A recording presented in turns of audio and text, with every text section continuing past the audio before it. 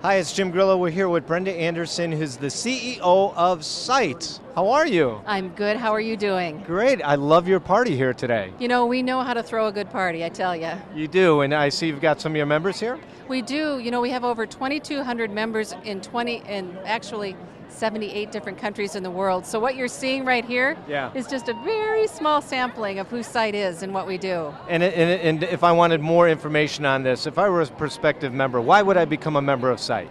If you have anything to do with the incentive and travel industry on a global level, Site is the place to be. We are the only global incentive and travel society that's just dedicated exclusively to that.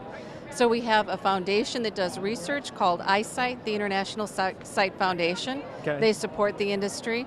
And then we have these 2,200 members throughout the globe just dedicated to really three things: increasing the awareness of incentives, working on marketing opportunities for our members, B2B really, because that's what it's all about, and then raising the awareness for everyone in the industry.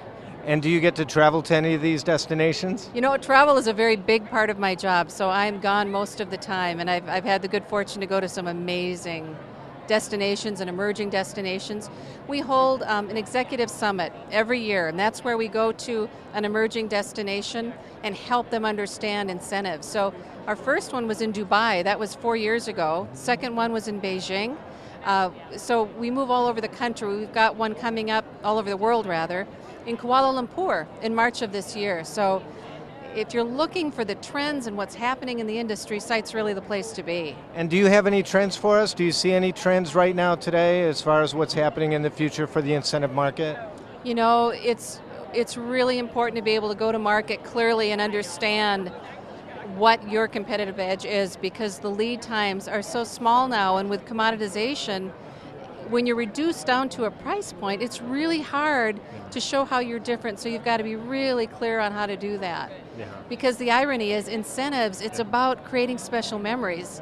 And when you take it down to an RFP where you can't even meet a human being, it is a challenge. So our members are dealing with that and dealing with having 2 days to do a bid instead of 2 months, you know. Yeah, I'll tell you, I think that's that's MPI and PCMA. I think they go through the same thing. Suppliers, you know, dealing with RFPs that come in that may be unrealistic.